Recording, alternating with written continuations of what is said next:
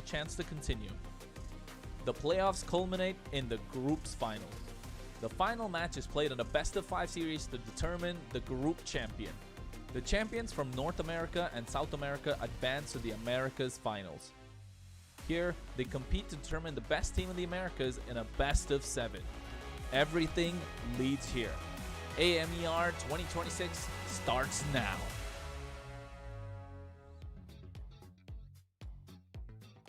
Yes, teams go head-to-head with one another, holding the same record. So every round gets a little tougher. It's all about building that momentum and staying consistent, right, guys? Yeah, especially what we just got through yesterday, a little bit of a taste of that, especially when it comes to the best of fives, kind of working through a lot of these teams who have to kind of spend a little bit of an extended time through some of these series, and all of them looking for the perfect placement as it moves on to the playoffs. Yeah, you're right, Private. And especially talking about the best of 5 that is different from a best of 3. And because we are talking about global ban system here. So it gives the teams not read the draft from the enemy, for example, but it gives time and chance to prove themselves. Yeah, speaking of the global bans, here we go. Let's see what it's about.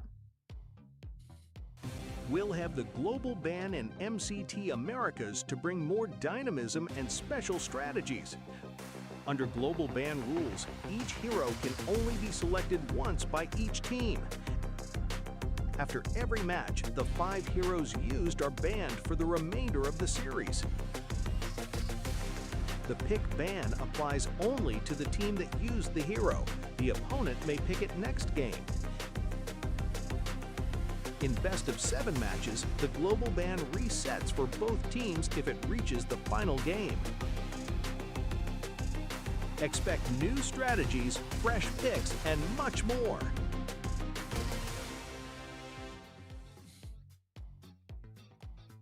I love the global bans. It leaves room for other heroes to be picked up, just like Atlas was yesterday, right? It was so much fun to kind of see the different dynamic and the strategies and drafts that we are seeing lately in these tournaments. Yeah, it has been very interesting too, especially as I think what we've been seeing with the best of 3s is kind of the extent of the current meta. But as we start moving on, match 4, match 5 that we were able to see a little bit yesterday, you can see where some of these heavier or not heavier, but lighter picks in the meta start sprinkling in to maybe formulate some of these newer compositions that we've been seeing. Yeah, you're right. And that's all global ban is about, you know, like a best of 3, best of 5, or a best of 7. Most of the people want to see the action. Most of the people want to see Layla, Mia. Where are you guys? Where are you, Atlas, Franco? So this is what global ban exists so far. Yes, I do enjoy these global bans. Just we're able to see. I can't get over it. Atlas was chosen. Yeah, that's a big one. Okay. Tonight is a big thing for me. A big theme for today's teams is kind of that bitter taste of defeat. Every single one of the teams here tonight that's going to be competing has in one form or another during this season kind of tasted that bit of defeat. So here they're going to be looking to kind of take that step up, show what they've learned through the last week to hopefully come out with a victory in the series.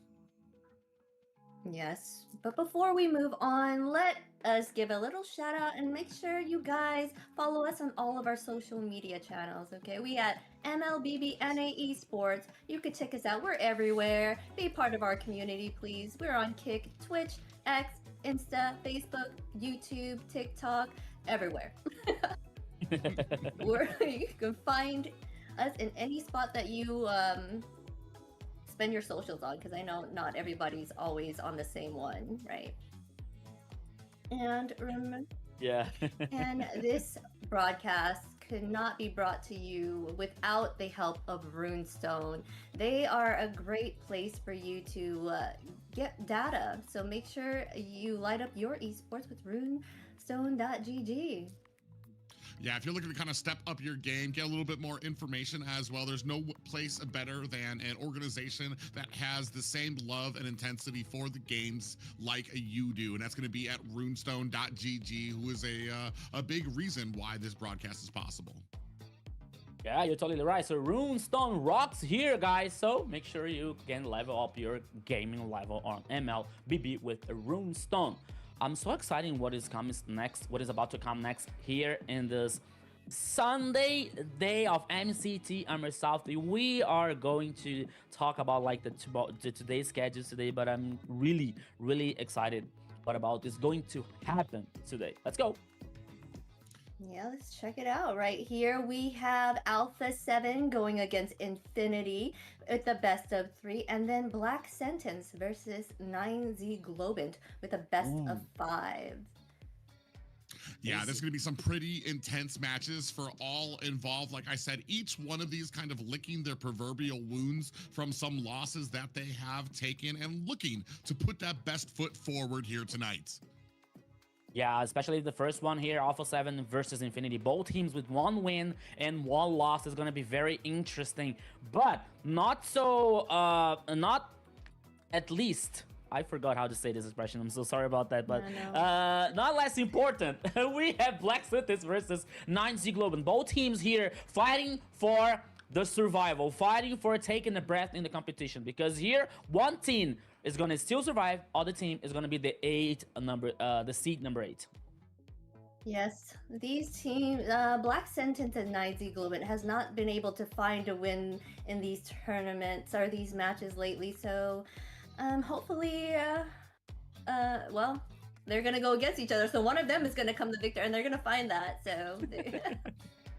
Yeah, this is the time for each team. Like we said, nobody's going to be getting eliminated yet, but it does kind of put you at a placement here that might not be as benefiting as being able to win one. And then you kind of walk in with like a little less momentum into the playoffs. Yeah, let's take a look at Alpha 7's lineup. Let's see who's going to be on the lineup here today. So who will be playing? We have Hessu, Flick, Frostin Eve, yeah, I never remember that. Apatizzi and Pakitu today on the roster. Yeah, let's once again, let's go. And then we have a quick insight from one of the players here. Let's check it out.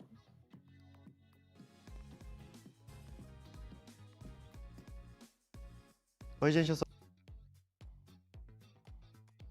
All right, and now we're gonna take a look at Infinity's lineup here. We have on the EXP lane, Rusi, the jungle, ZZ, mid lane, Lionel, gold lane, Zyblox, and then on the roam, Fanboy.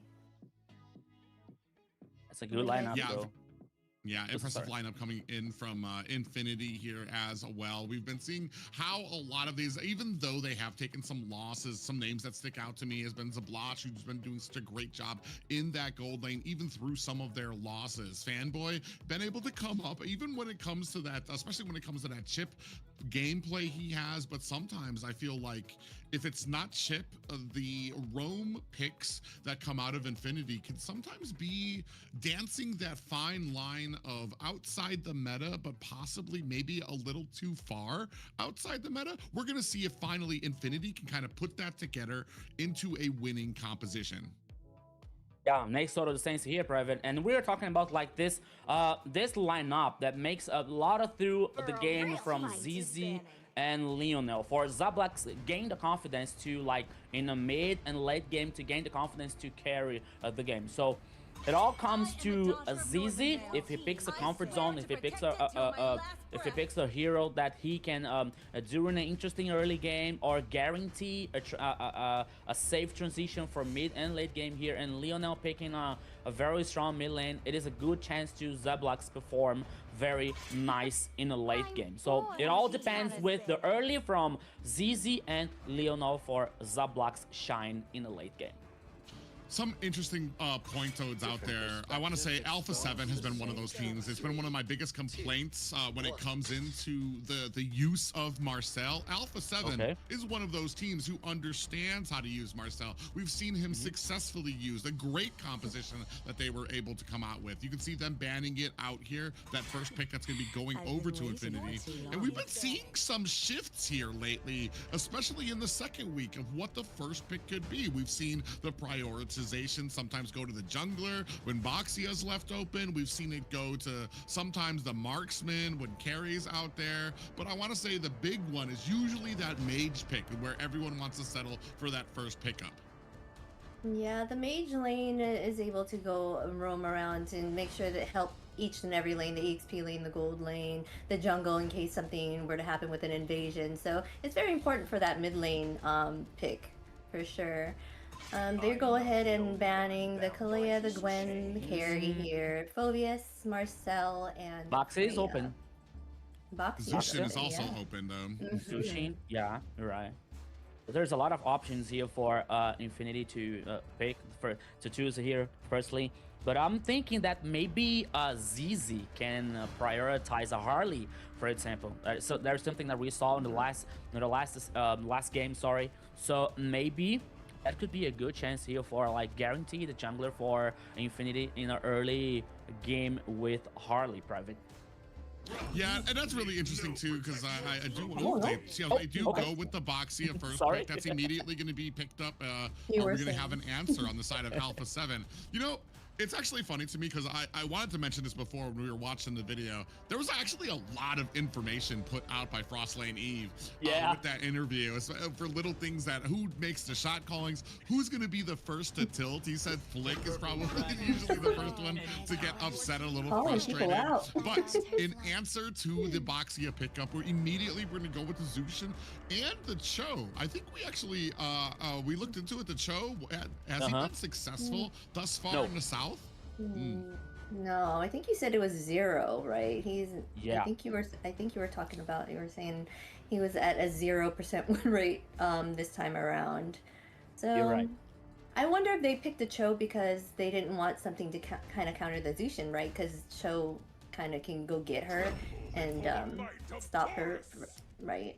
Yeah, that could be. Yeah, so I think that's maybe the reasoning here.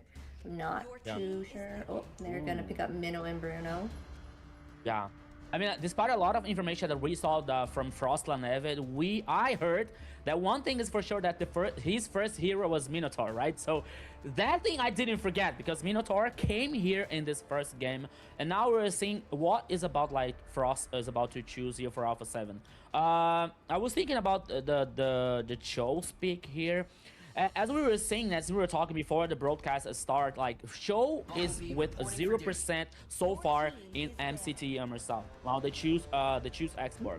Okay, we're seeing here now I think for Infinity that could be a very hard challenge facing Alpha 7 because we have here two, at least in my opinion, we have two different styles of different play styles here. One team, Infinity, likes to take it easy, likes to calm down, likes to prioritize the game that they can control somehow. But Alpha 7 is totally the opposite. Alpha 7 likes to an aggressive early game, they like to play forward, and for me, even though we are seeing a 0% of win rate from Cho, Fakiro feels very comfortable with this pick because we don't have Kalea. Kalea was banned by Infinity. So we have here Cho that is a way from isolate and target, isolate a strong player from Infinity. That could give Alpha 7 a very good chance here for a pick off right before objective or something. So for me, Cho here for Alpha 7, it's a point of view that they are going to play aggressive. Yeah, and you know what? From what we saw yesterday, Entity 7 taking on Octa Gaming, once Entity 7 was able to figure out a draft that really favored that early game, instant rushing, instant getting into their faces, there was very little that Octa Gaming could do to kind of rebound from that. So that's going to be a big, I want to say a big theory and a big theme for this matchup is Infinity going to be able to withstand that early game that's going to come from Alpha 7? Couple of little things to mention too. Frostlane Eve said Minotaur was one of his first heroes. That's going to mean Frostlane understands Minotaur. So he's going to understand how he can try to work around him, which is going to be kind of difficult. If I'm a Cho trying to go in to try to get some of these pop-ups, trying to get those Way of the Dragons, Minotaur is going to be a big thing that I need to worry about because that can really offset a lot of the offense that I want to pull out there. But with the backup of a Zushin in there, I think we might have the correct recipe to try to make that successful. Dairoth's going to be the first pick in the second ban phase for Alpha 7. What? Dairoth. Have we seen Dairoth being chosen in these tournaments? I'm surprised. You're surprised? Why would you be surprised at Dairoth? I don't remember Dairoth being chosen. You know, and then this will be the first Dairoth pick. Oh wow, okay. He does give that bursty damage in the start. So this is a fun lineup. I'm kind of excited to see how this goes down. Yeah, maybe one thing that I didn't get here because they have boxing in Infinity, you know, like this buff from stop healing versus a Dairoth here. Okay, they have a plan, but now we're seeing Brody. So many surprises only for the first game here. I'm shocked because fun times. I wasn't here yesterday, so I can't say that there was a Brody earlier, you know, like so there was a Brody before. But for me, I'm so happy because I'm back and I brought some surprises for you guys. I didn't want to tell you, I didn't want to spoil you before, but these are surprises here. Thank you for the surprise, Rico. Yeah. We appreciate it. Yeah, this is going to be a very interesting draft. Like I said, I think I talked with you guys a little bit offline where I said, like, Alpha 7, they feel like they understand the draft. They understand some types of counters that can come out there. And then other times we get some of these surprise pickups that I'm not too sure of. Like you said, GESSSS is going to have a little bit of a rough time on this Dairoth competing with the anti-heal that's going to come out from the Boxia. 1v1, Dairoth pretty much can beat any type of laner that he comes into in the XP lane. He does start to fall off a little when it comes to some of those team fights. So we'll see how these types coexist. Yeah, we'll see everything here, my friend Private, because for the first time here, welcome to the Land of Dawn. The first game, Infinity versus Alpha 7 here. Both teams with 1 win and 1 loss. Who's gonna win? Who's gonna take a step forward in a competition, my friend? Yeah, like we said, nobody's going to get eliminated when it comes to these matches, but it's more for pride and seeding as we move into the playoffs. We talked a little bit about Alpha 7's early game. You can see them doing a good job already, being able to zone out the rest of Infinity for this first Litho Wanderer. Yeah, now we're seeing here Paquito like playing aggressive. He's with half an HP here, but he's using the green zone here, so now he's with a full HP once again. But now we are seeing the 2v2 here. That's gonna be very interesting, like this first minutes here in this game, because as we've seen, like Infinity trying to calm down and Paquito now trying to gain this info, trying to dominate the map. It's gonna be very interesting because the first turtle is going to appear in the upper side of the river. Yeah, the upper side, and then you've got when it comes to I want to say like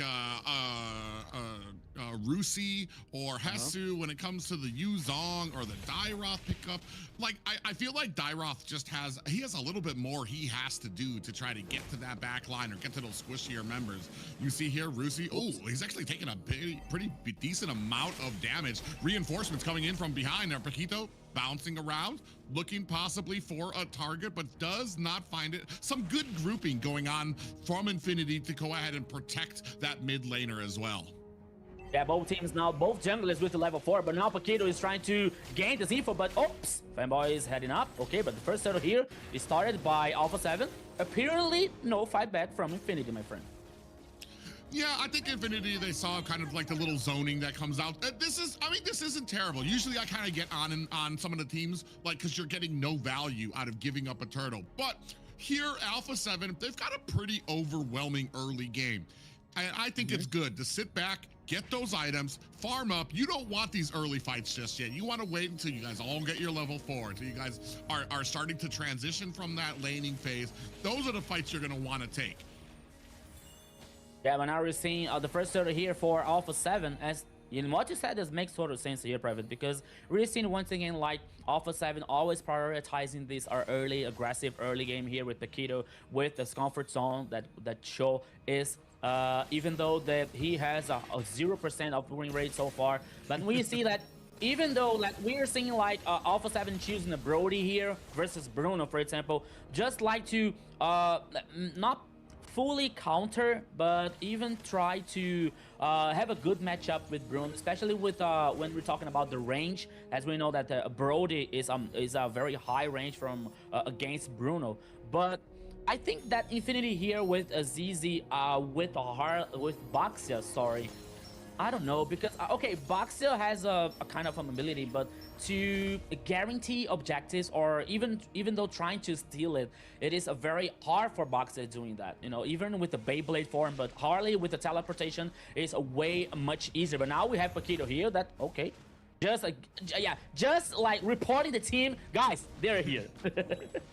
Yeah, definitely, and that's exactly what he needs to be doing, is kind of getting that information. I do kind of feel like Alpha 7 might need to do just a little bit more here in the early game. I feel like right now they're just allowing Infinity to exist. I feel like there's a lot of very good scaling on the side of Infinity that we're gonna lose the advantage that we have in that early game if we're not maybe trying to press on to Infinity in the gold lane, trying to get him to Bruno. But now Black Shoes haven't activated. That's going to be one ultimate down for the side of Infinity, and it looks like a Black Dragon coming out, and Flick still able to go ahead and get that big Petrify lands onto Paquito. So they do pay for that first dragon with the life of their roamer. Yeah, they got the first turtle here, but the first kill was for Bruno, the gold laner. Well, that was a very interesting kill here for Infinity. Now let's see what the game is going to show us just a little bit later here for both teams. But now we're seeing like both sides. Okay, right before the turtle, we saw like the sides having some kind of advantage for Alpha 7. But even though, oops, Paquito trying to find something. Oops. Yeah, he looked like he wanted to go in onto the roam for that kick, and definitely not something that you wanted. Zablotch actually at the bottom finds a solo kill onto the gold laner of Alpha 7. Upatizi paying for that right now. You can see all the damage. Look at him launching boulders at that tower, and that's going to be one down. Paquito trying to run to the safety of a second, coming in from the side. Frost Lane Eve there to provide a little bit of support and clear a pathway for Paquito to get the safety. Zablax is on fire. I mean, okay, maybe it's not a good idea to trying to play a 1v1 versus Bruno, because we know that Bruno has a high DPS versus Brody. I think that Brody has to I don't know, at least maybe 2 or 3 items here with the power spike from Brody. So now he has to take care. He lost the first turret in the bottom side. Is advantage for Infinity, at least in the map domination. We're seeing here like the items. We're seeing the Has Claws for Bruno, the Heptases for Brody so far, but Bruno here 2 kills for Infinity, 2 kills for the gold laner. Yeah, and that's another thing to mention too. You mentioned 2 kills for Zablot. So all the kills going onto their gold laner there. And that is something I mentioned right at the beginning. Alpha 7, they need to start putting a little bit of pressure onto that gold lane to make sure that Zablot is not having the game he wants, and he's not comfortable. He's annoyed, he's frustrated. Now you can see Infinity starting on this next turtle, looking for an opportunity. Black Dragon going out, searching for a target, does not find it, but a clean turtle pickup for Infinity. Oh, Way of the Dragon. Let's go. Oops. Okay. Yeah, fanboy. Yeah. I was a little scared for it at the beginning, but I'm like, oh, that's fanboy on a Minotaur. I'm pretty sure he's gonna be all right. Yeah, but now you see that this third turtle was completely different, because Infinity had the advantage, even in the map. Okay, he stole. Oh, but Paquito came in and stole it with the I believe that's the emblem passive. He just stole that purple buff away from Infinity. So now we can see the scaling up of the annoyance. But Flip might be in a little bit of trouble here. Gets taken down. Lionel with the damage, and Paquito still trying to come in. Way of the Dragon latches onto Zablotch, but not able to find the kill. Frostlane Eve very aggressive in the front, trying to put on that damage. Hatsu coming in from the side, looking for some damage, does not have it, and getting away scot-free is Infinity. Flick goes down up at the top.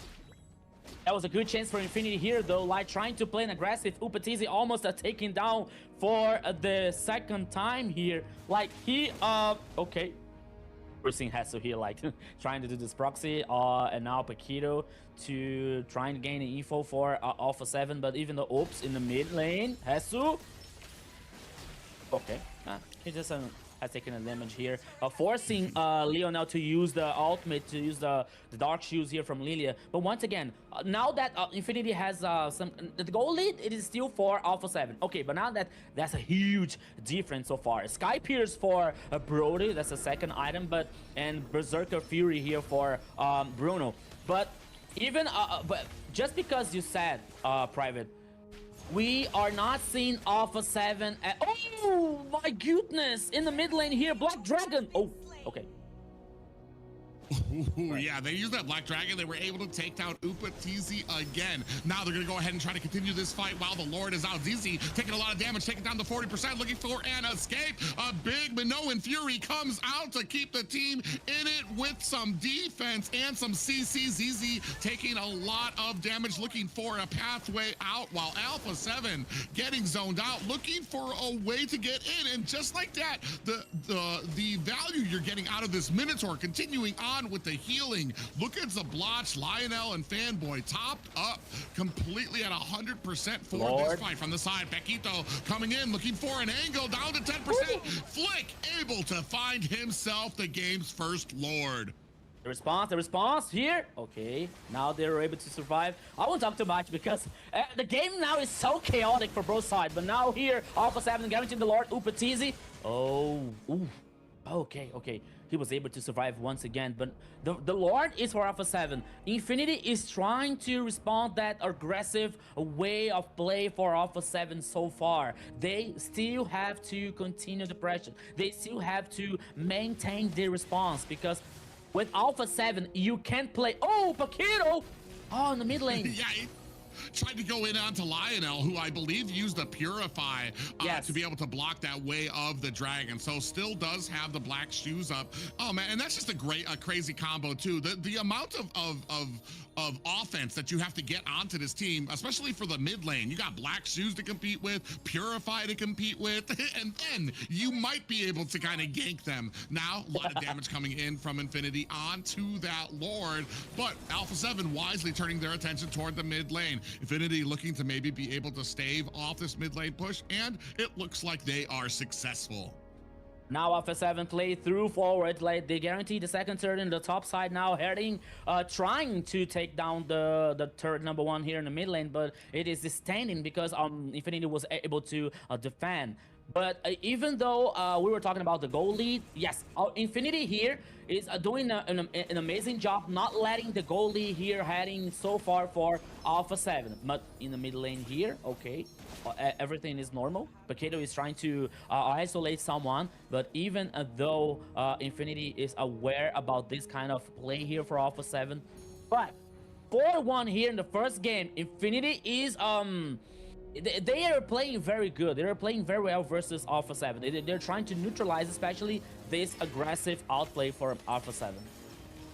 Yeah, and you brought up a great point that the gold lead's still in Alpha 7's pocket, but Infinity's still kind of holding their own. Feeling like Infinity, they're getting just more value from the shop with the small amount of that they're not being able. You can see like over here, a 1,000 gold lead coming for Flick, 1,600 gold lead coming for Paquito, but Infinity's still hanging in it. So that just tells you about the value and the item prioritization coming over for Infinity. So they're doing a good job of maintaining it, getting the value, the most bang for their buck as we continue on from some of these fights.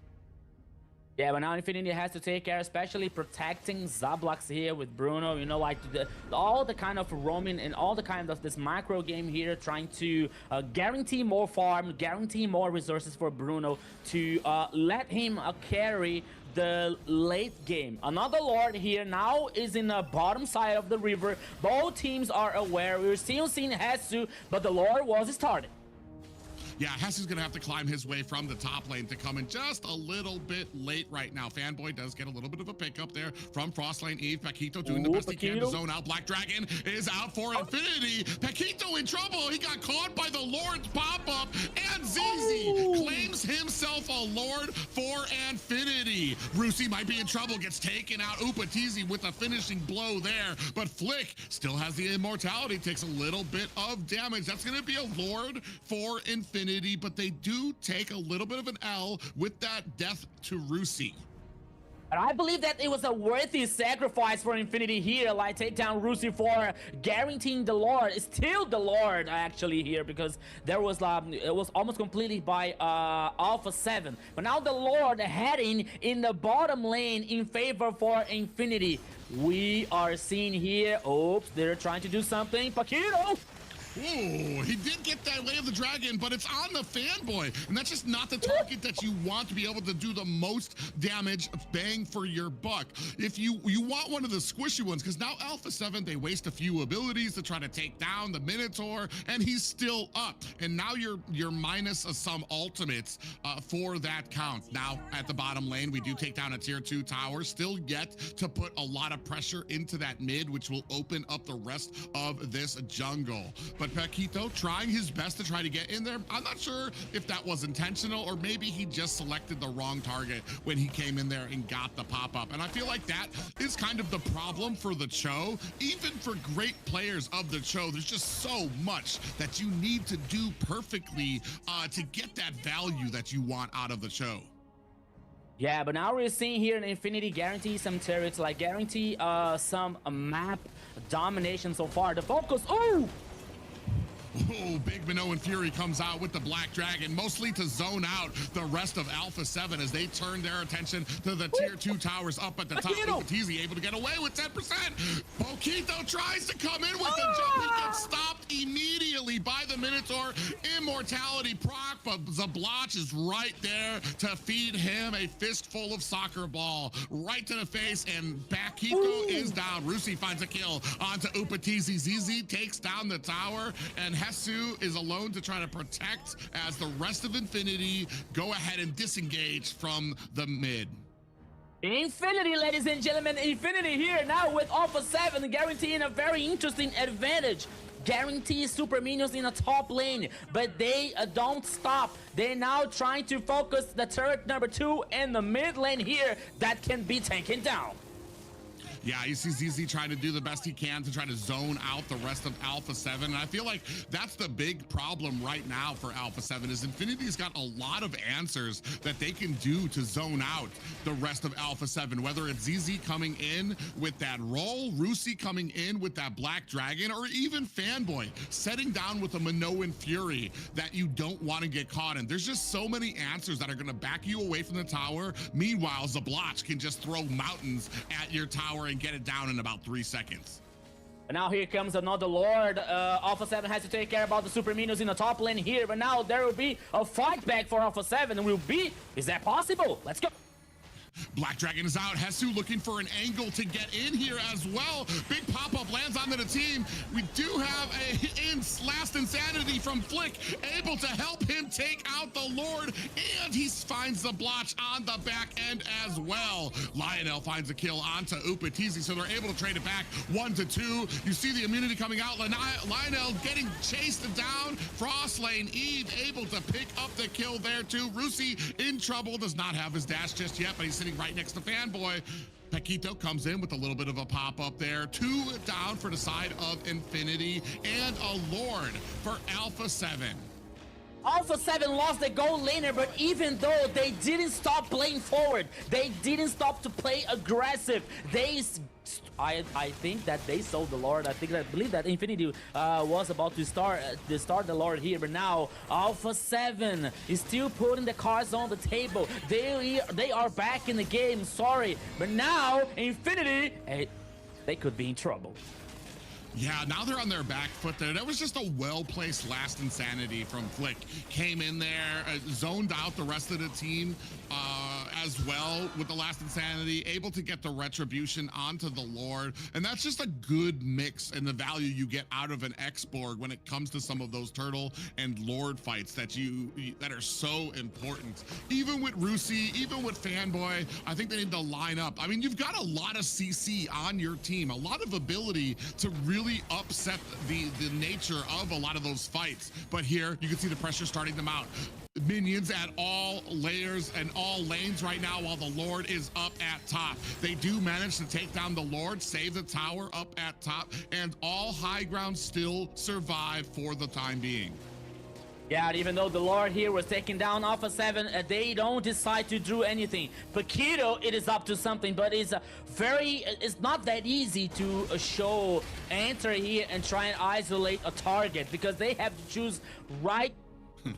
The target has to be very specific. Maybe Bruno, maybe Lilia, but they have ultimates. Lilia can turn back in time with the Dark Shoe, so it's not that easy for Alpha 7 trying to do something here, like to try a dive in the last line of defense. So they decide to play safe. They decide to head back because they know they were back, they were behind some minutes ago, but now they are like more comfortable, they call powerful, and Upatizi here now is on power spike, and he can carry the game.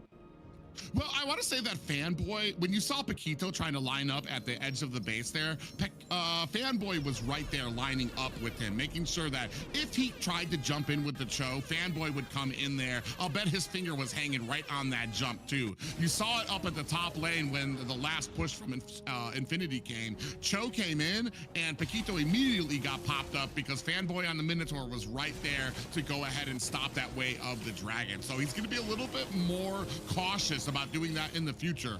Here though, here is where they're having the most success, being able to take the Lord. See, Paquito tries to go in and he actually might be in a little bit of trouble. He is dragging them away from the Lord right now, down to 30%. Fanboy is there trying to kind of keep the situation under control. Now we're coming in here. Black Dragon is out. The Lord has been reset and down goes GESSSS. Flick trying to continue on the damage. Lionel's gonna have to use those black shoes to get away. We do have Fanboy with a little bit of that healing coming out for Look at the back door. Flick. Now continue. Oh yeah, on the back side at the base, there is a little bit of a fight. The Black Dragon is out against Paquito, and he is able to clear it. So no side lane pushing for that Paquito. Lord has been reset, and they're looking to be able to take down the Cho, but Paquito doing a good job kind of being that annoying and slippery factor that Infinity is not yet able to get their grasp onto. Lord at 50%. Infinity trying to kind of keep the distance here. Flick looking for an opportunity for the last Insanity. He's not going to be able to use it. He doesn't have the armor for it as the rest of the team chasing him down. Black Dragon is out. Pop up onto two members from the Lord, and it has been reset. The rest of Infinity now looking to possibly put the damage onto Alpha 7. No, this is probably one of the longest fights of my cast right now as they go ahead and reset the Lord again. Hold up, my friend, hold up, you can do that. But now I believe that they decided to take a break, but Infinity is trying to do something, but GESSSS knows that, and Frostblood Never is pushing the wave in the mid side here. But once again, the Lord is getting started, but now he's get the reset. The both teams are dancing around this Lord, and eyes on Paquito, but he is too spotted. He is too marked. Infinity knows how to handle that problem that could be in Paquito's hands, and both teams now are studying the best way for a pick off or a good team fight to finish the game. Yeah, the one thing though is right now, I think you're about to kind of show their hand. Rusi's gonna show himself at the bottom, trying to take out these minions, and I'm wondering if that's where Alpha 7's gonna try to come in. They don't have Paquito because he knows he has to go down there to kind of chase these minions as well. We do have a little bit of a split up from GESSSS, so it's kind of a stall out at the Lord right now, as both teams don't really want to make a mistake. GESSSS hasn't been the most useful in this just yet, so he's trying the best he can, but as a Dyrot, I think you run into the same issues that a Cho is running into. As soon as you go in, there's just some great peeling abilities. Speaking of which, Hesu's gonna have to use that flicker to get away. 4 members onto him, Paquito and Rusi duking it out here at the pixel bush at the bottom. But I want to say both of them go ahead and split it off as the rest of Infinity and Alpha 7 gonna go ahead, try to check in onto this Lord. Paquito comes in, but is immediately met by Fanboy. I want to say Fanboy doing a great job of watching all of these angles, making sure that if anybody comes in, he's able to get that great protection he needs to protect Lionel, to protect Zablat. Ooh, a little bit of a kick down here at the bottom. Paquito comes in, Minoan Fury is out, and Paquito gets away with 30% health. Now an ultimate coming out from Frostlane Eve. That's going to be 2 ultimates down for Alpha 7, but 3 ultimates down for Infinity, and I wonder if that's going to have a huge effect. Flick still has the last insanity, so he's going to be able to kind of come in there and try to steal up the Lord, and I feel like that's the biggest problem right now, is that ZZ does not want to lose the Lord again to a last insanity. You never want your jungle to be at a 50-50. Speaking of which, last insanity is out, and it does a miss, and they are able to get away from it. Black Dragon is out. He has Frostlane Eve in his clutches, but he is able to go ahead and flicker away. Immortality procs, down goes Upatizi. Finally, a crack in the armor, a way forward as Rusi comes in with the Black Dragon, trying to put some damage on. Flick turning around to put that defense and that flamethrower onto the rest of the team, but now Infinity gonna turn their attention on to this Lord. A great job by Rusi to go ahead and scout out those bushes, make sure that Paquito is not gonna be a problem here as we continue to move on to this. Flick is still right there, so this is not anybody's game just yet. I saw an Abyssal Strike come out. Is that gonna be enough? Zabloch in trouble. Frostlane Eve able to find a kill. Flick's immortality has been procced. Rusi right there. Frostlane Eve finds a kill onto Fanboy. 2 down for Infinity, and the Lord has been reset again. Rusi in trouble, tries to dive over, and he is caught.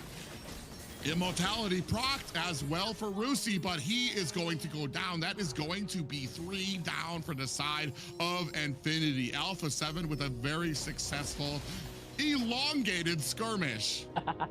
Ladies and gentlemen, and this is only the first game here. Infinity versus Alpha 7 after a very strong and chaotic fight. Once again here, turning immune. Guarantee 1 more kill for Alpha 7. Yeah, I was trying to help you, my friend, because I see that you are like pushing hard. But now here comes the victory for Alpha 7, my friend.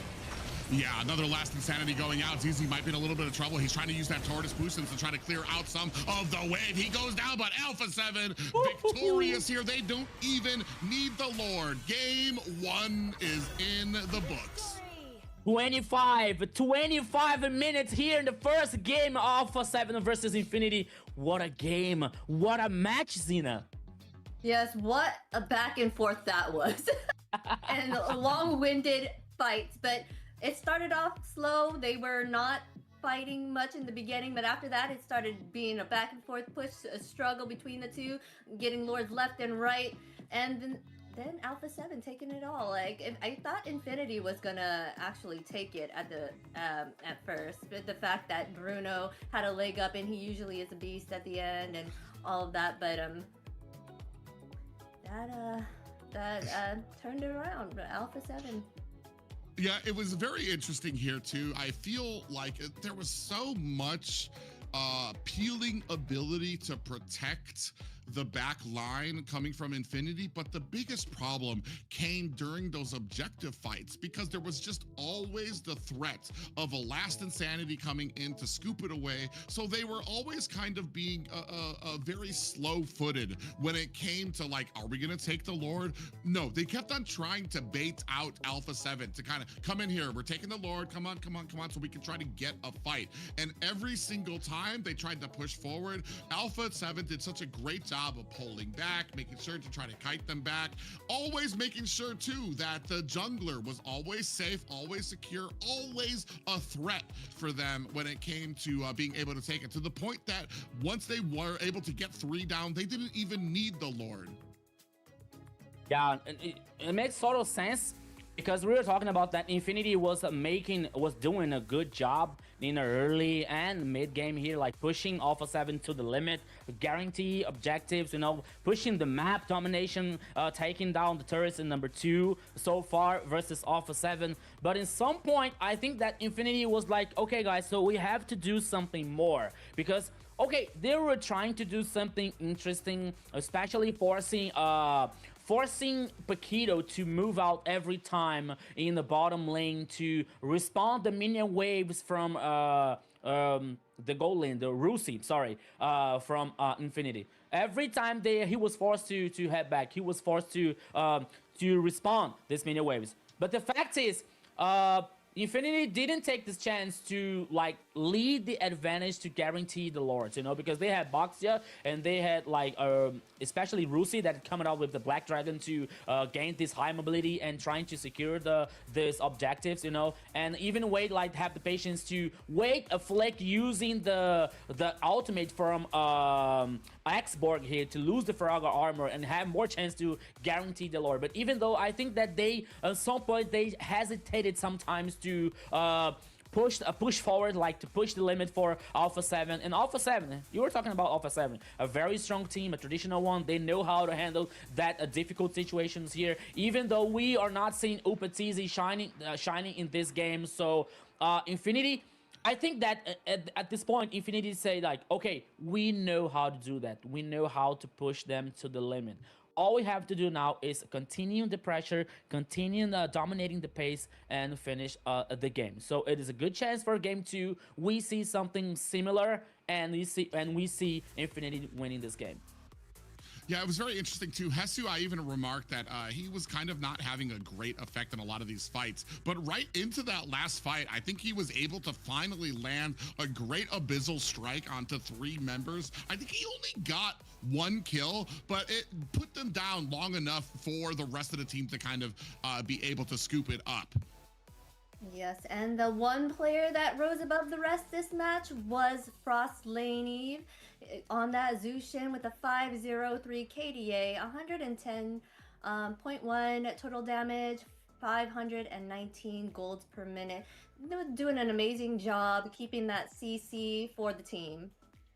Yeah, the guy with a lot of information here. So Frost Laneve was the MVP with the Zunshin. Once again, we're talking about like the win rate from Zunshin that was not like very high, even though that she was like prioritized or being banned or being picked. But we are seeing here once again Frost guaranteeing MVP with the Zunshin. Yeah, her win rate is actually kind of abysmal for how popular of a pick she is. I feel, especially here in the South, a lot of people are feeling very confident right now when it comes to Zushin. She's been out for a while now. She's at a point where I feel like a lot of the teams are like, we have a plan. We don't have to worry about the Zushin being picked up. She's just like any other type of hero out there. She has her counters.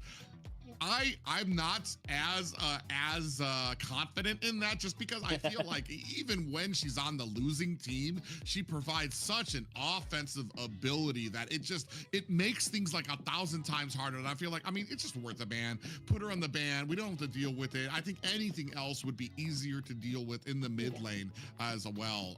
But yeah, right now, I think we're at a nice little sweet spot for them. Zushin doing a great job, especially, I don't think there's ever... When Zushin wins, it's always like a great game for Zushin, so. Yeah, Zushin has always been a dominating factor in each team, even like you said, when they lose. I've seen her have like really good KDA, you know, still doing the damage, still giving that CC to the team, even if the team lost. They probably just didn't draft right with her, so they just didn't utilize her correctly. So, either way, she's usually an amazing job, and I would totally ban her out always. You're giving yourself a harder time. one thing I know for sure that Alpha 7 is not using that Zushin for the second time, the second ones here, and the next game. Infinity is allowed to use Zushin here, so it's gonna be very interesting how Infinity are going to work their draft for this second game here. But it's also it is a surprise for me in a positive way that we've seen an Infinity like playing aggressive, playing is as even as Alpha 7. You know, I was like waiting more for Alpha 7, like more aggressive, like more stomping Infinity. But Infinity in this first game, they surprised me very, very much. Not only with the draft private, but only with the mentality and the playstyle.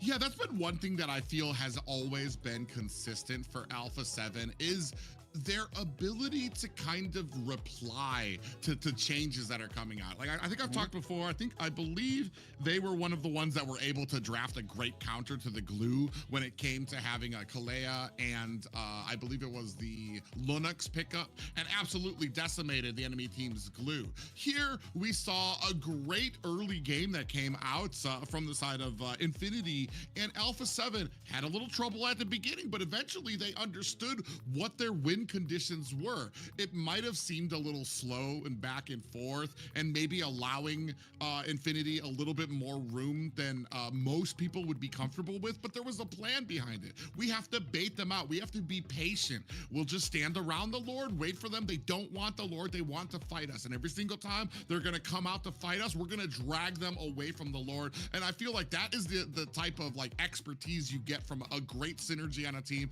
and a team that trusts each other and understands the win conditions and can be that I want to say that patient source to wait for those win conditions to come online. Yes, they were able to change their strategy very well there, and then the fact that they had Cho trying to backdoor that time to kind of split the team apart and try to give, you know, a little bit more of a fighting chance there. Yeah, so yeah, makes total sense. And the Zushin right there. Yeah. So yeah, so Alpha 7 said no, not in my watch. You're not using Zushin here at this time for Infinity, and it's gonna be very interesting because now we are seeing Infinity banning Marcel. What a surprise! Now let's see what's next here for banning, but it's gonna be very interesting because I think that Infinity still have the mentality here for like avoiding much problems such as Freya, for example, or Kalea that is still open here, but I don't believe that's not for long. But now let's see how is Alpha 7 working at this draft. Now that we're seeing a map feature, Dangerous Grass, that everything can happen. Even I can be hide on bush. I've been waiting too long. It's funny because we did talk about this before broadcast is how important and at what level or tier do we hold the different maps when it comes into like a drafting strategy. Is it one of those afterthoughts that you kind of just like, whatever, we're still gonna go with our normal draft? Or is it one of those things that is like the first thing you think of and you're like, all right, what goes well into Dangerous Grass, or when it comes into the river, or broken borders or things like that. I think you talked a little bit about something I had never even considered when it comes to the broken walls. A Ling pick would be terrible for something like that. So it is very interesting, and it does hold a lot more weight than I think a lot of people consider. Pretty standard bans out there so far. I want to say some very familiar faces, and a Fanny ban coming out from the side of Infinity. Yes, the Fanny ban is one of. Is their jungle really good with Fanny? Do you know, Rico? I'm not sure. It is a respect ban. You know. Yeah, he actually, they did use it against I believe Entity 7, and Alpha 7 lost.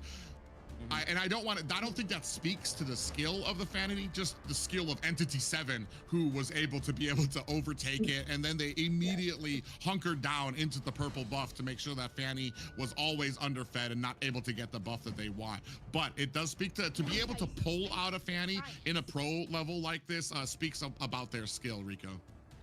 Yeah, no, it makes total sense here because as we know that Flake is a very good jungler, especially with a Fanny as a private set.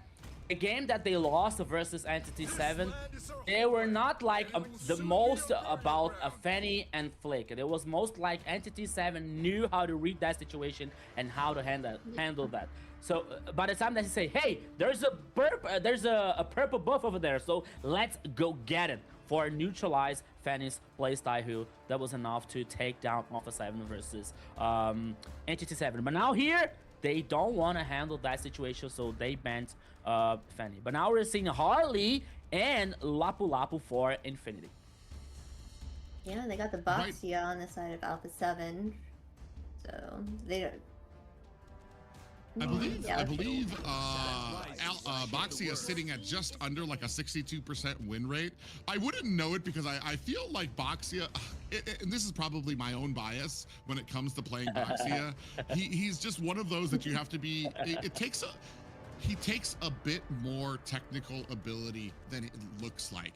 He's a big tanky supporty type of jungler, so you feel like he's like a Fredrin or a Glue, run at the enemy, be a nuisance, but he does take a little bit of finesse to get perfectly, to kind of get into those Lord pits, get that Tortoise Puissance down, make sure you're putting a lot of damage out there as well. I do like the little bit of the shades of the early game that we have coming out from Alpha 7 with that Khalid pickup to be able to kind of secure that early game. We're going to see, don't really have an early game secured just yet for the side of Infinity. Yeah, we have Phobius here to deal with Lapu Lapu's dashes, right? Granger's dashes, trying to kind of help the team in some way to kind of make sure they stick with those dashy heroes. Winky. Yeah. You're right. Even though that the Phobius here, they can't take advantage for, especially to get a back line here in a team fight, for example, trying to neutralize this Granger.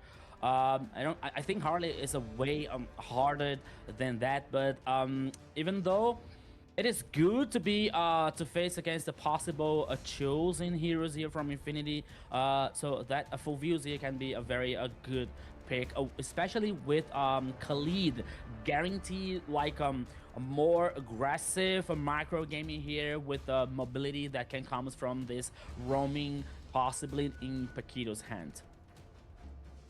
For me, it's been a question before the Minotaur, because Minotaur actually did a really good job in the last game. It was a question because Fanboy's been so successful on a lot of his chip games, but has kind of left a little bit to be desired with some of his other tankier heroes. I think he even used Lolita, which was kind of a little bit of a surprise for me and didn't really work out as well as I would have imagined a Lolita. You think about, oh yeah, it can block a lot of the shots, but there's a reason Lolita is kind of out of the meta.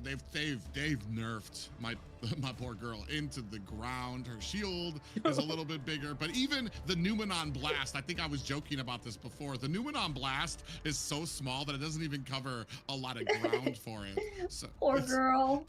Yeah, she's taking a lot of nerfs there, so it's very rough for any type of Lolita players out there. So it's been a question for me, is what do we have in the pool when it comes to Fanboy with a lot of these roams to what he can support. I do like the Valentina pickup here as well. You're going to be able to copy the Zeshion. You're going to be able to get a lot of CC onto the team as well. There's a lot of engagement tools on the side of Alpha 7. Yes, I'm wondering, would it be a roam that they're looking for here on the side of Infinity? They're very tanky here on the side of Alpha 7 right now. And have a little, Khalid is super tanky. The fact that he can heal himself with his, was it Raging Snatch? I don't remember what it's called.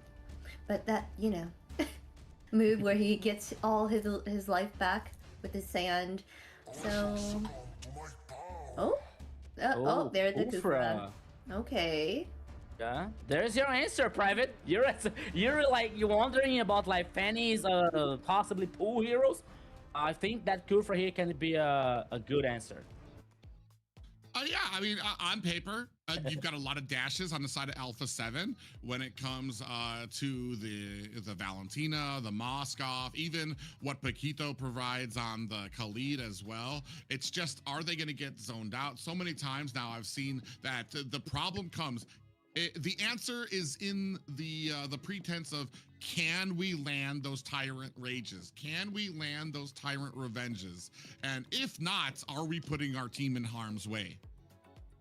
Yeah, makes total sense here, my friend. But now we are going to see what is about to happen in the second game. Everybody will be so welcome to the Land of Dawn, to the second game here, Alpha 7 versus Infinity. And for me, the fanboy roles are playing with a Kufer, especially to neutralize the possibly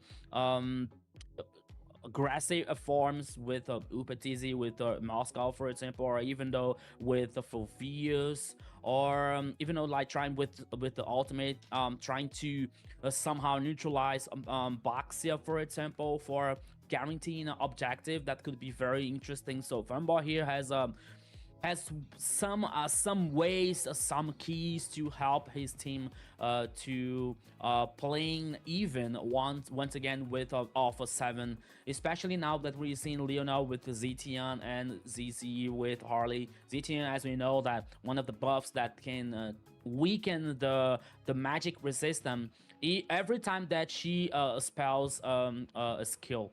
So every time that she does that, he turns weaken. He nerfs the magic resistance from the other side. So that could be very interesting for Harley here with the ZZ, at least in the early game, to burst damage to the magical one, to burst, I don't know, maybe Upatizi with Moskov, maybe a Hesse with Valvios, even though they even in the beginning that they don't have the items from resistance, for example, to do that. So maybe that could be very interesting for Infinity. Big thing for me on the side of Infinity is there is a lot of communication that needs to happen here. You've got the Tyrant's Revenge that can come in, the Rage of the Phoenix, the Fury of the Phoenix, and then you also have Bravest Fighter form coming in from Rusi. A lot of CC on top of CC on top of CC with the possibility of damage coming in, but it is going to happen sequentially. If you've got everybody using their ultimates and their stuns together, you're just not going to get the best value out of it. So there is good win condition for them, and there's a lot of CC out there. If you catch them with one, potentially the rest of the team can just boom, boom, boom, and you've got a team that's in a full coma while you're putting damage onto them. Oh man. So what do you think about these drafts, guys? I'm not even sure which team I think has an upper hand here. Like the fact that Valentina is able to take Zensian's CC, so that gives that additional CC for the side of you know, their team. So it like what are my options? I don't know. They have a great front line for sure on Alpha 7 side, right? Was it Alpha 7? The Valentina? Yeah. I forgot. Okay. Yeah, and on one hand here for me, like Infinity has a very interesting hard engage with Gopher, playing with trying to do some play here for like before the objectives, or trying to pick off trying to get a specific pick off for Alpha 7, you know. But even though we have Valentina with the pack ability that can copy the ultimate, for example, you know, maybe that the communication can work, and it has to be almost perfect, especially with the follow-up to the damage with Zetian and Harley, for example, or something, trying to neutralize that full views that can come in the back line here. So they have to take the chance, even in the early game, while the heroes don't have the first items, especially for the resistance one to guarantee these objectives, you know. So Infinity has to have a very interesting early game versus Alpha 7, because in the other side we have Moskov, that we all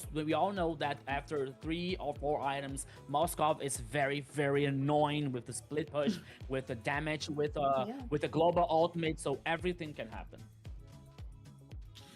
Yeah, but ladies and gentlemen, we are about to get into game 2 of our first series of the night. Alpha 7 taking on Infinity. Infinity looking to reply in kind to bring us to our max games of the series. Let's see how these drafts compete against each other. Just kidding.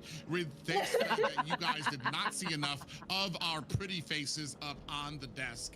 So I'm pretty sure that we're going to see us again. But one thing that I did while we have the opportunity that I wanted to get into is that on the side of Alpha 7, they have that duo pickup.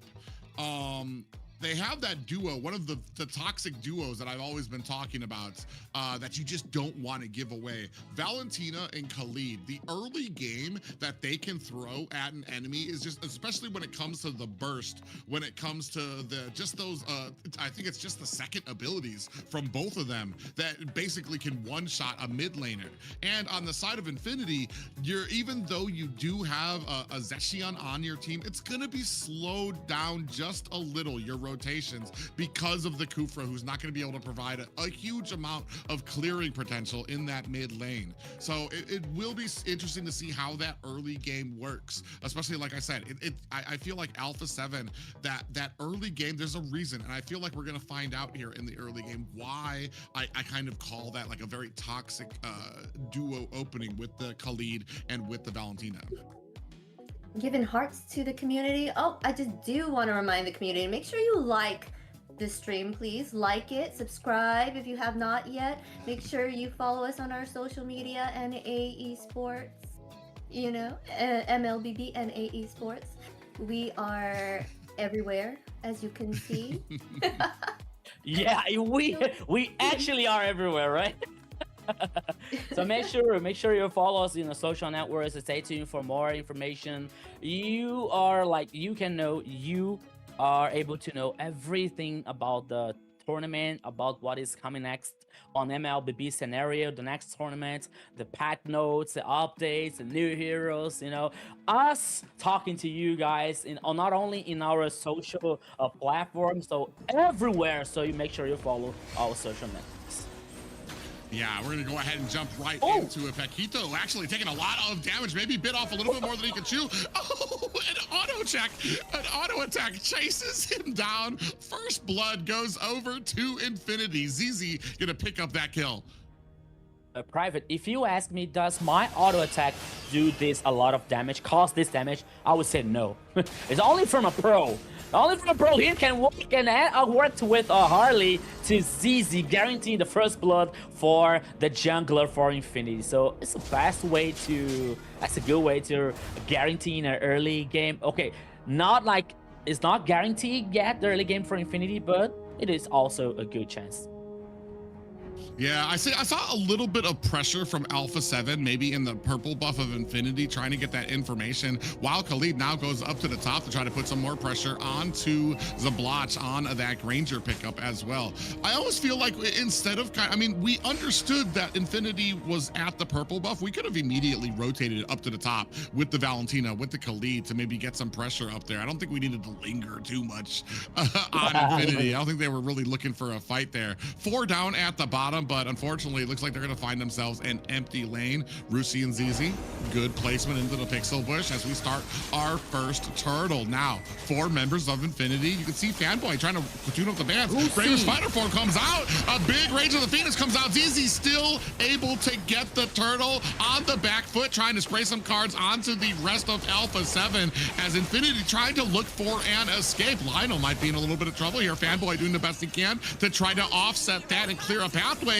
ZZ still able to find a kill onto Hesu. That could be worse for Infinity here because the Rusi used the ultimate for nothing, but still they could guarantee the Fanboy.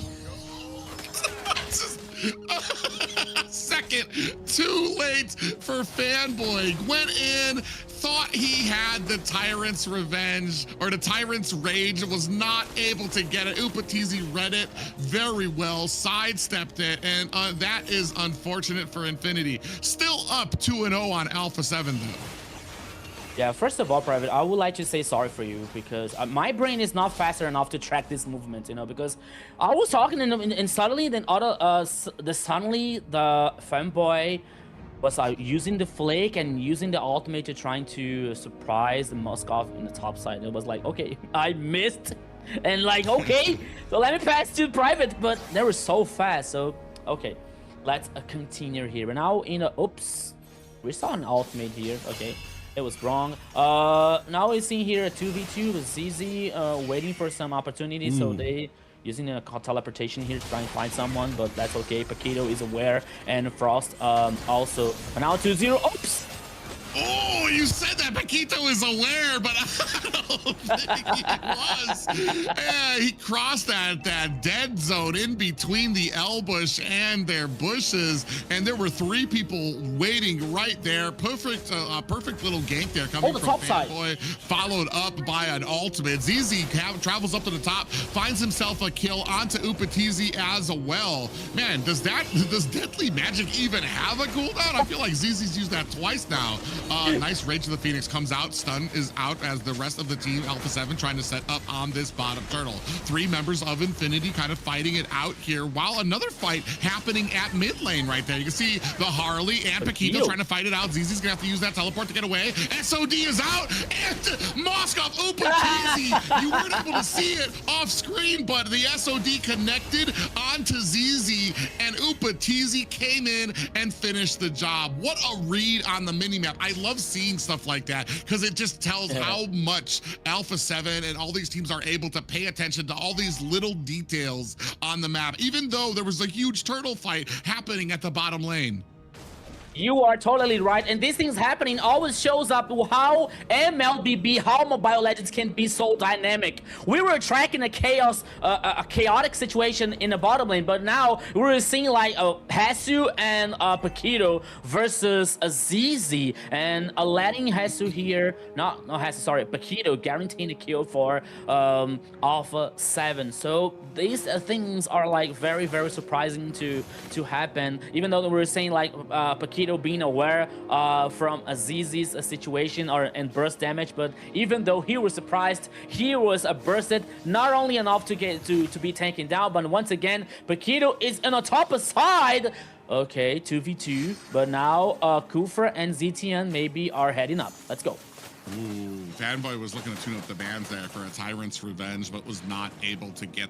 I don't think he had the distance he would have needed to be able to get in there. Ooh, 3 people on the bush. Flick thinks twice about going through the river there as well. Now 3 members starting to mount their offense. Paquito gonna go ahead and, oh, Zablot's gonna be able to use that flicker, but on the backside gets caught by Flick. A great descent there coming in. Tyrant's Revenge comes in. Tyrant's Rage connecting. Paquito might be in a little bit of trouble here. Deadly Magic on him. And he almost gets away. Another count of the auto attack from ZZ, taking down Paquito. Mom, can I stay with you, Mom? The auto attack gives me goosebumps or something like that. The nightmare from ZZ, 4 kills in Harley. But okay, they have to take care about that. They have to compensate this advantage from ZZ's hand for Infinity. And this is not happening Private because this next turtle went for Alpha 7. 2 turtles for versus only 1 for Infinity. Infinity is playing very good. The goal lead here, always 2k for Infinity. But hey, we were talking about Alpha 7. They knew and they know how to handle situations like that. Yeah, it's very interesting. You've got 2 turtles on the side of Alpha 7, but Infinity is doing such a great job of macro that they do have gold on their side. Nice little Rage of the Phoenix coming out there. Fanboy in a little bit of trouble trying to get himself an escape. Zablotch goes down. Oh, just narrowly misses the SOD. So we're not going to have an incoming Upatizi.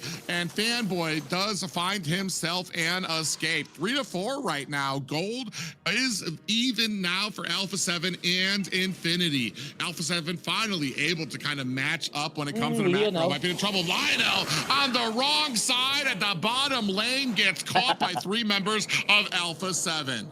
Surprise! 4 players from Alpha 7 in the bottom lane here taking down Lionel. But now as we were talking about, Private, a 4-4 for the both teams. We're seeing now Granger with Hunter Strike and Sky Pierce, and Moscow with Corrosion Sight and the Golden Staff. Infinity had an advantage, an interesting advantage, but now it's even.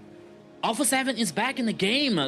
When we are talking always about that, Alpha 7 is a very strong team. They know how to handle situations like that. Okay, Infinity still have many chances, but they have to do it right.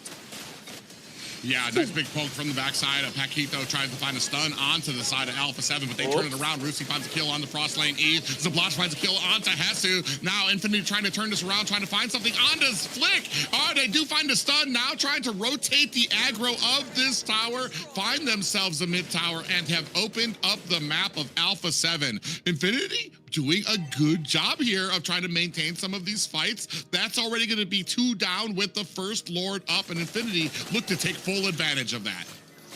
That's what I'm talking about. 2 kills here. Now letting advantage for guarantee the first Lord for Infinity. 6-4. The goal lead here heading almost to 2K for Infinity. They still have many things to do, but now 3v1. Yeah, Rusi was trying the best he could to try to protect this tower, but Upatizi doing a great job. As soon as he was able to take down top, immediately rotated down to bottom, and that's going to be a tower down for the side of Infinity. However, they do have a Lord creeping its way up at the top lane.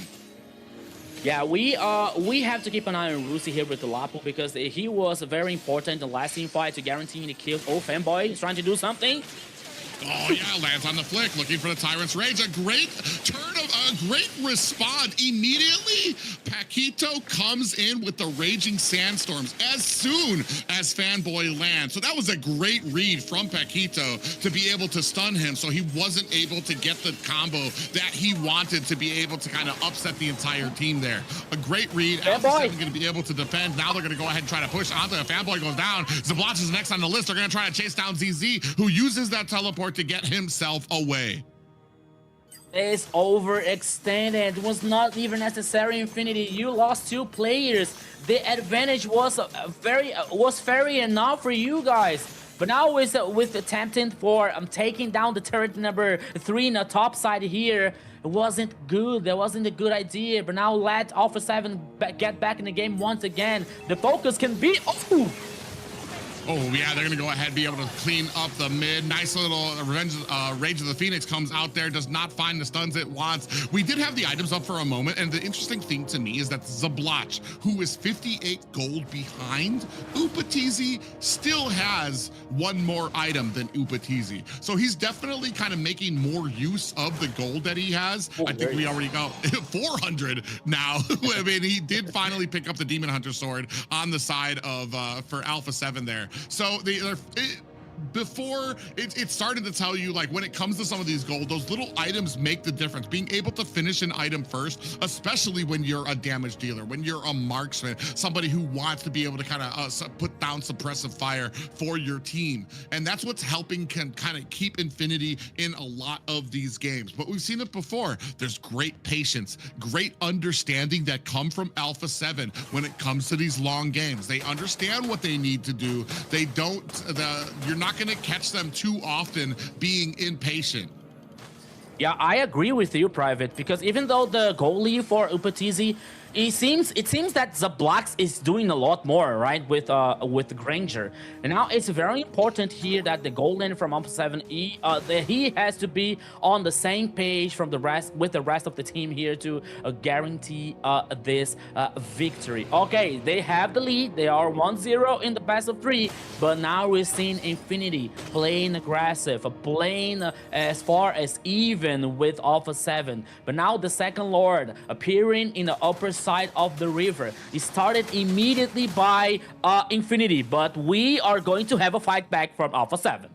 Yeah, I feel like Alpha 7 wants to slow play this. They want to wait until Upatizi can get to the mid side of bottom lane so that they can go ahead and maybe get back into this fight with SOD. He's already cleared up the bottom, so now a lot of pressure coming from Infinity on this Lord. Click looking for a way to get in here. Hesu doing a great job trying to be the offense. Out comes the bravest fighter. He is looking for a stun. SOD connects. In comes Hesu. Rossi able to find the Lord. I don't know where Upatizi is on here. here. Oh, now I can see him there trying to put down a lot of damage. Does go ahead and push Rushi against the wall. Frostlane Eve able to get the final shot there. ZZ able to pick up Flick. It is a 1-2 lead right now when it comes to kills. The Blotch finds another third kill onto Alpha 7. Infinity looking to press their advantage. That was a happy combo for Infinity, guaranteeing the Lord, guaranteeing kills. Now the second turret in the mid lane, pushing the waves. The Lord now heading in the topper side for Infinity, and now they have the chance to take down the turret. Oh, the both lanes here. The Lord is still heading up. Oh, that could be a very good chance for Infinity, my friend Private. Yeah, and right now up at the top, Lord's starting to come in. I do feel like the rest of Infinity just going to go ahead, do what they need to, clear out the jungle of Alpha 7 before retreating. Right now, pretty hard game for Alpha 7. They are looking about 5K gold behind as we take a look at the items. Yeah, okay.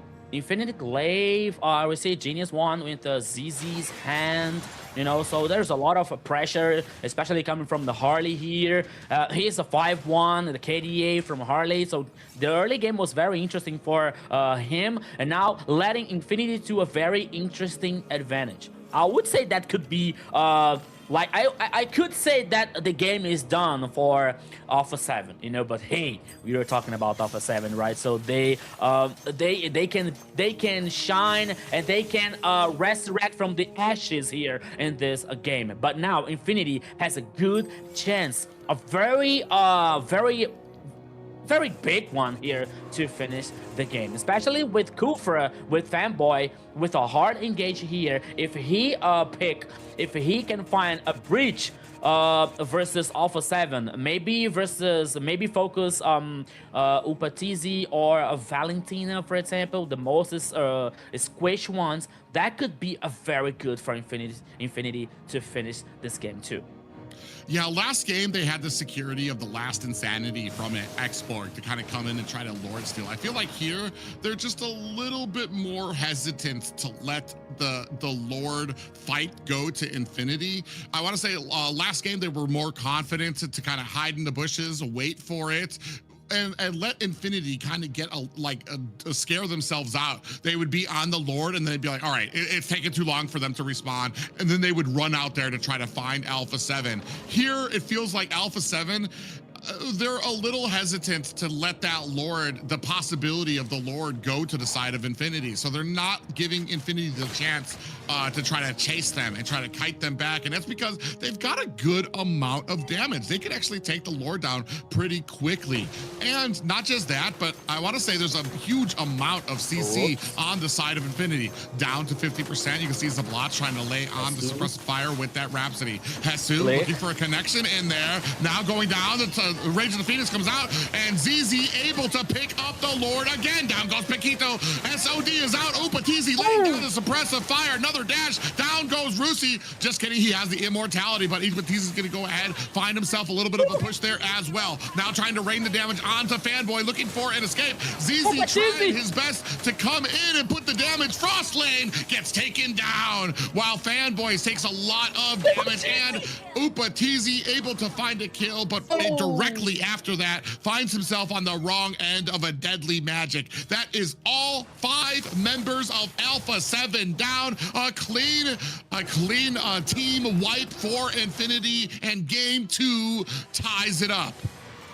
Infinity claiming the victory here in the second game and letting everything draw. It's even now. 1-1 here in this best of 3. Xena, what a match once again. I know, what a match. You never know whose game it will be. Infinity started off strong and making sure they got the kills in the early game, and then they started to struggle a little bit there in the mid as Alpha 7 was, you know, making sure that their marksman stayed down, like killing him, making sure that he's not gonna have that late, but they still came up and was greedy with the Lord. They got all the Lords and was able to keep control of the map, and that's how they won that game, keeping that pressure on and making sure that they were able to get it all. So Yeah, that last fight was very interesting too. I felt like that was the most offense that Alpha 7 was able to kind of give out to trade back and forth there. And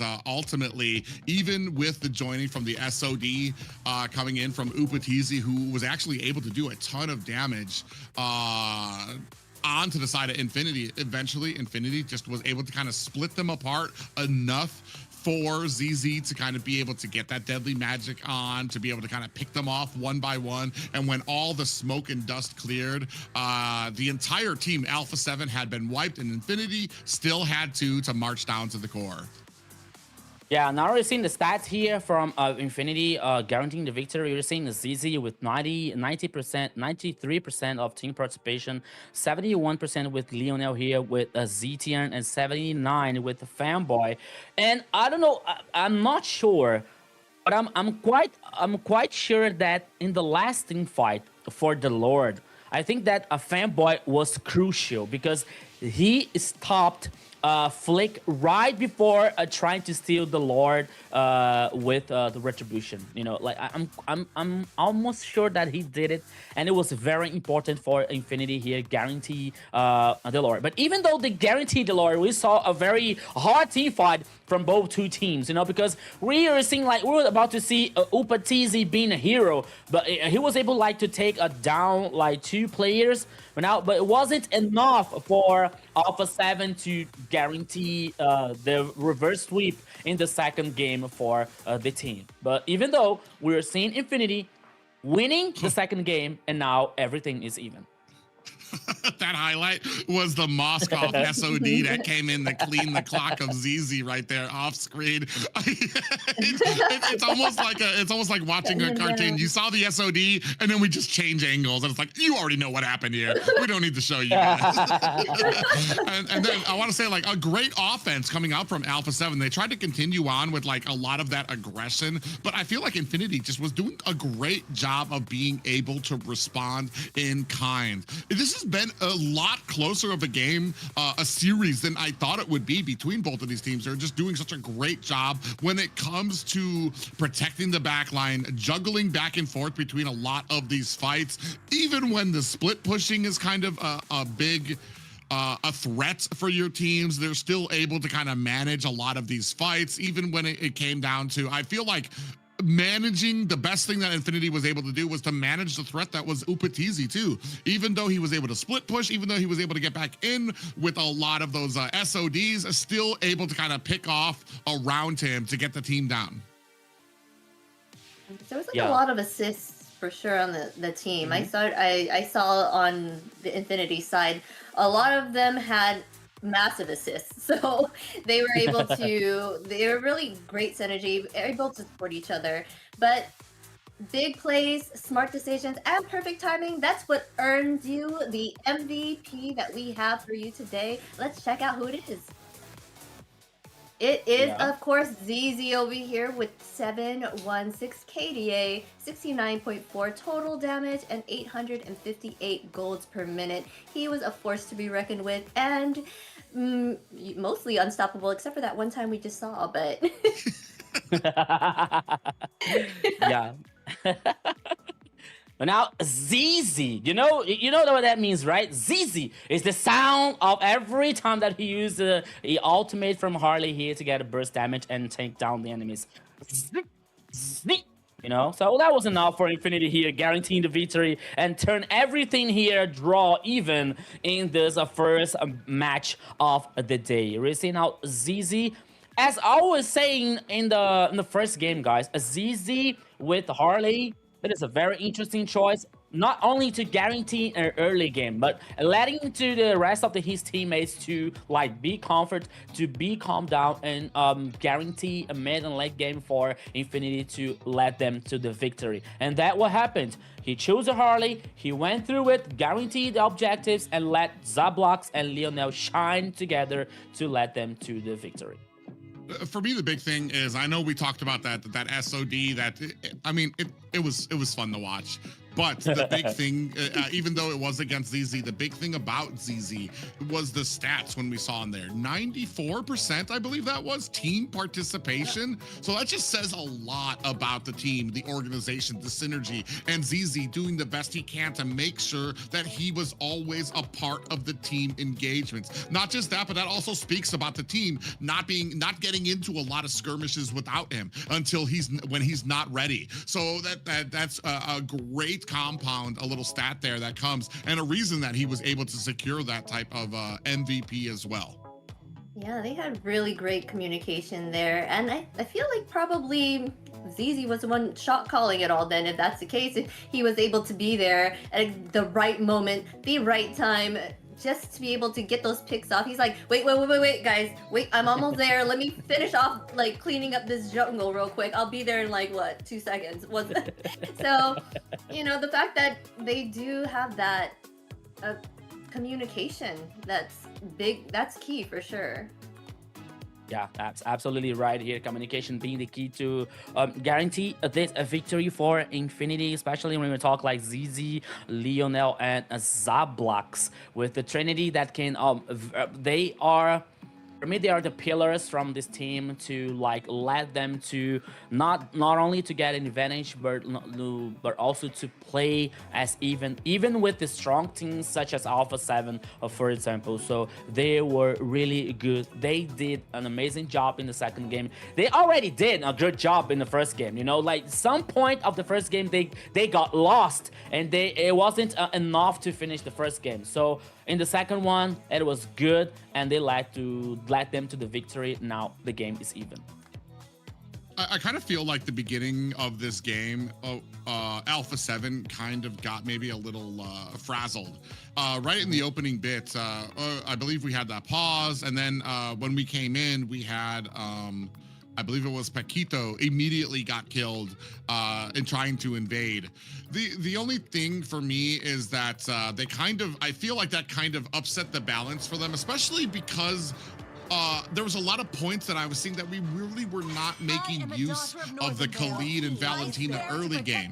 And that was probably because after you get that early death, kind of put a little bit of PTSD into the roam, just like, all right, I'm not going to be invading anymore. I'm just going to try to sit back. And unfortunately, it allowed Infinity to really kind of get stacked up to where they needed. It gave Harley a lot of free roam where he wanted to be able to go anywhere he needed to. Here, we're going to go ahead and start off with the second draft. A lot of familiar bands up there. Oh, I was just about to say, I wonder if they'll leave Harley open for them. No, they're like, no, we saw what we did. So for sure, we're not going to leave that open for them to pick up. And again, they're banning out that Fanny, making sure that Alpha 7 does not utilize that, because they know that most likely that would be something that they cannot stop. Yeah, now let's see what is about Alpha 7 is about to ban. Ooh, Zushin. I was thinking about Zushin for Infinity, as they didn't play in the first game here. So now it is time for Infinity. Guarantee a carry.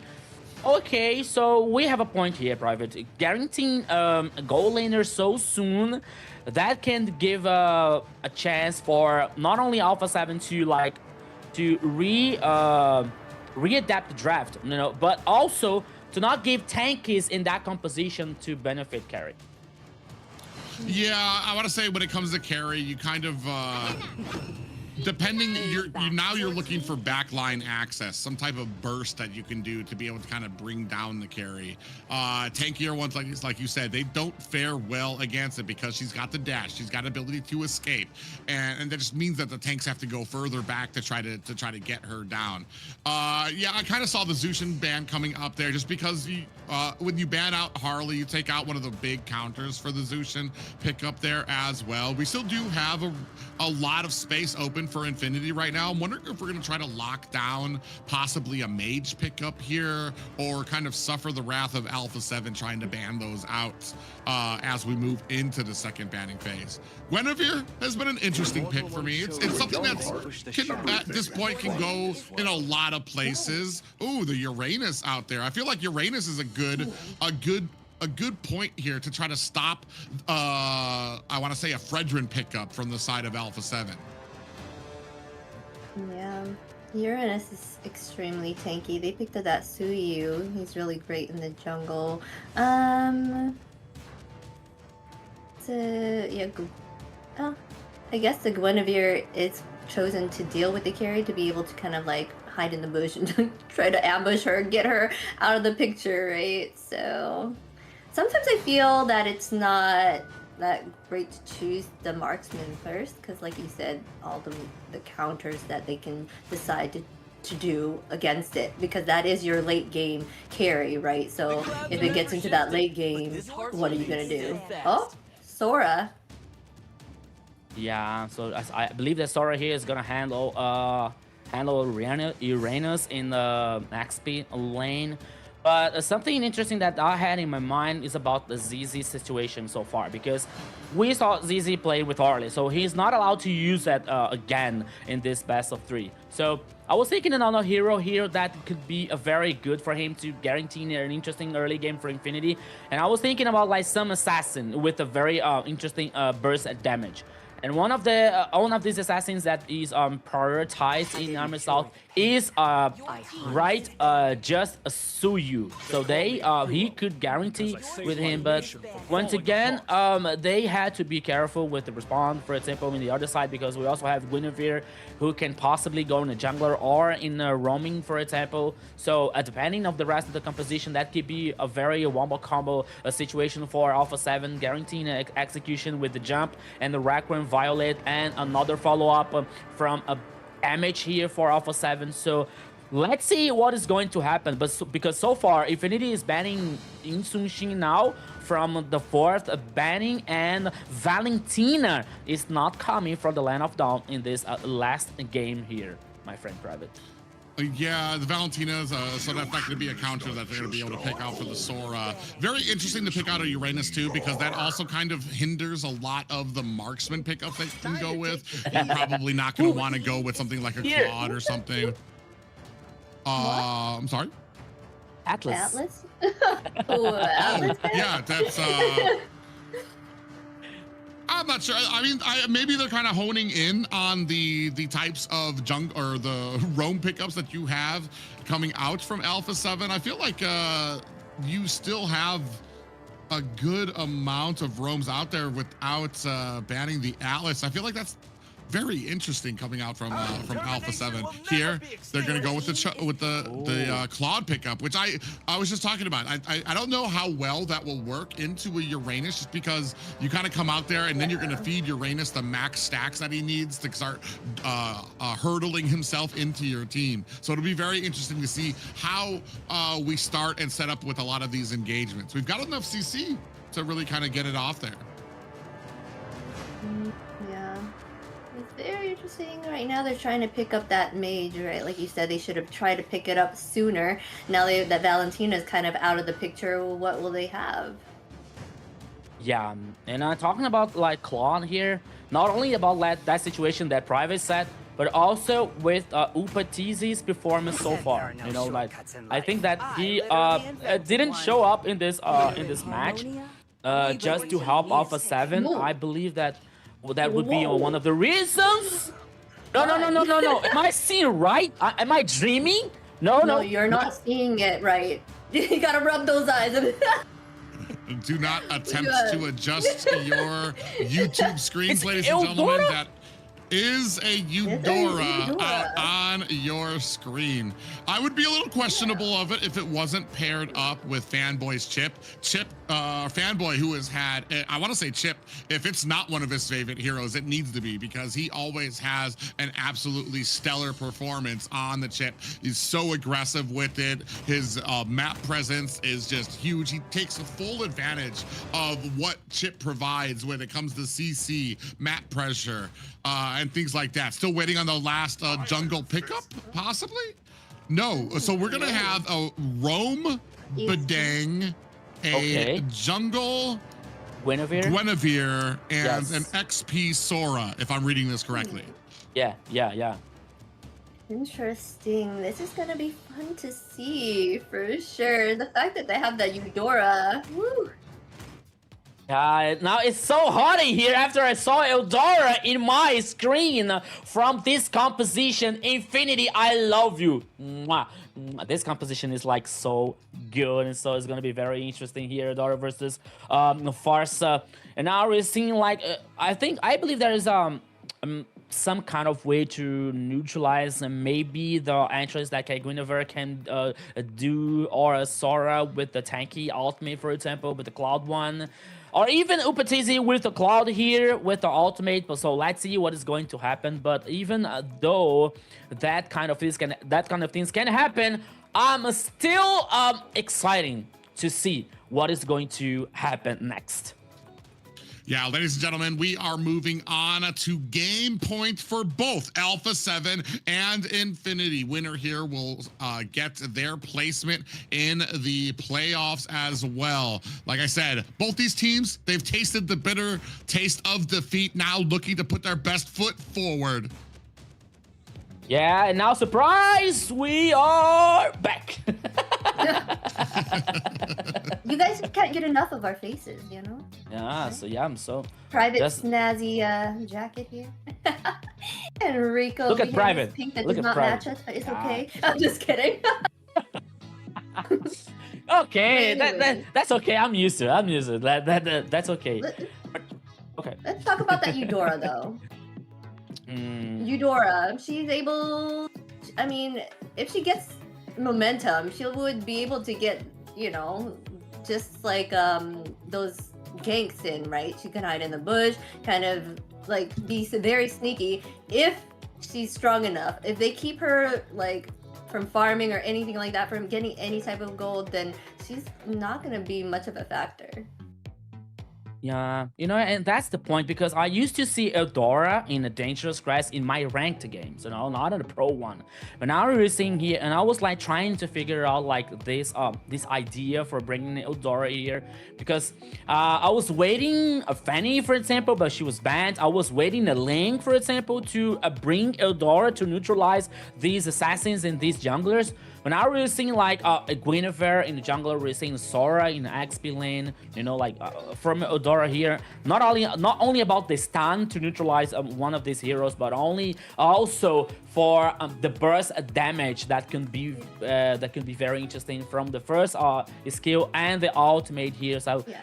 I was thinking about that. Maybe, not maybe, they have a plan. They are pro and they know that, you know. But I'm so excited to see. I can't wait to see how it's gonna work in that compositions idea.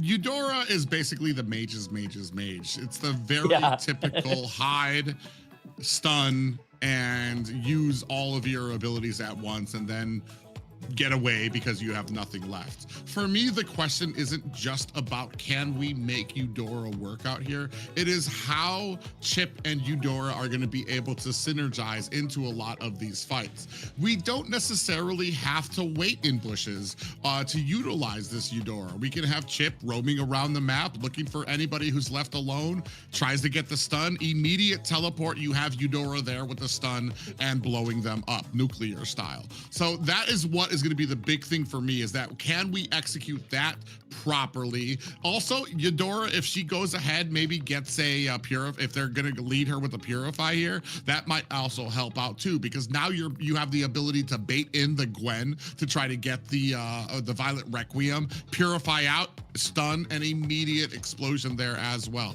So we have some uses. There are some bright spots for it. I know we don't usually see Eudora a lot here, and the big thing is because there's just people who can do the same thing that she does and have an escape, a way to get away, which Eudora doesn't have stock. So you're kind of looking at like, okay, she's gonna get caught at some point, and are they gonna make it meaningful? Here, I feel like if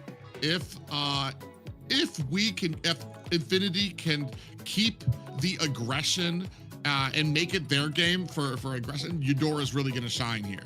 If we're on our back foot, I think that's where we're going to have the most trouble utilizing this pickup. I feel that Infinity, like we said, we've seen it, they have really great communication. So the fact that they have that Chip and Eudora combo, I feel like they can make it work and utilize it correctly because of that just all in all, we've seen it happen. They just do well together. They know how to talk to each other and they know how to get things done. Yeah, no, it makes total sense. And even though that when we see about like a burst damage, and we've seen a Guinevere from one side, and we've seen Eudora, for example. Like Guinevere has the ability to stun, and with the jump and the Raccoon Violet here, like guaranteeing a kill, but it is not so fast. Not faster as Eudora, for example. Okay, we still have Farsa in the Alpha 7 composition, so that can be another way of burst damage, as we are talking about mage versus mage, you know. But everything is possible. Just in case you guys forgot what a pause screen looks like, we're just gonna go ahead and give you a little snapshot of it right there as we return ourselves back to the desk here for these guys. Unfortunately, like we said, we do want to make sure and keep the games professional, even for both teams. So that means sometimes when somebody's having an issue, we need to make sure that is cleared out and put right, so that both of these teams, especially with the game that's really important here, like I said, both of these guys have a 1-1 record, looking for their placement in the playoffs here. A victory here could get some good, solid momentum for them leading into the next weeks. I think we've covered about the Eudora and their ability to kind of move forward with that type of pickup. The only thing that kind of I want to say, like, with some of the other pickups that we have out there, I'm wondering where do we see the success of the draft coming out from Alpha 7 here? Do you have any opinions on that, Rico? Alpha 7's draft? I believe that even maybe now, because we like to see, and we are used to see Paquito playing aggressive with certain heroes, you know. Sometimes it can work very well, like with a show not so good enough, because they have he has an idea how to use show, maybe trying to find a specific pick out for Alpha 7's composition, for example, where also with another kind of a roaming with Khalid, for example, that they were trying to make a follow-up, especially with the damage and controlling the mid lane and the pressure. But now we have good news, Zena. Yes, remember guys, the longer you stay in the stream, the more chance that you have to get in on those diamond drops right there. But let's get back to the game. For real this time, I think we got it. Wait. Yeah, we're gonna go ahead and get right into it. Another thing to kind of factor up as we lead, first of all, let's just go ahead. Like I said, last game for the Alpha 7 taking on Infinity. Winner here set themselves up with some great amount of momentum when it comes to the playoffs next week. But for me, see, already getting a little taste of that damage coming out from Lionel on the Eudora, but I don't think it's going to be able to help them to pick up this little Wanderer. Yeah, Lionel here was level 2, so it means that Eudora also have the stun, so Alpha 7 has to be aware about that situation. But now they're heading back, trying to play safe. It's good to see here. It's so good to see Flake using Guinevere with the Octinus skin. But oh, Fanboy! Okay. Yeah. Yeah, Fanboy came in, got himself, I think he used his little teleport to get himself up there quickly. A big thing for me, though, I was going to say, I feel like that Infinity, they're giving up a really big, important spot, which is the early game, that Lionel and this Eudora just is not going to shine with. Frostlane is going to have a pretty decent, clear ability to kind of take out some of those minions and then use the wings by wings to get onto the side. You can say here already, Frostlane Eve going to get to the top, Paquito following them, but a great job by Fanboy, fed that information to Infinity. Rusi doing a good job of backing up.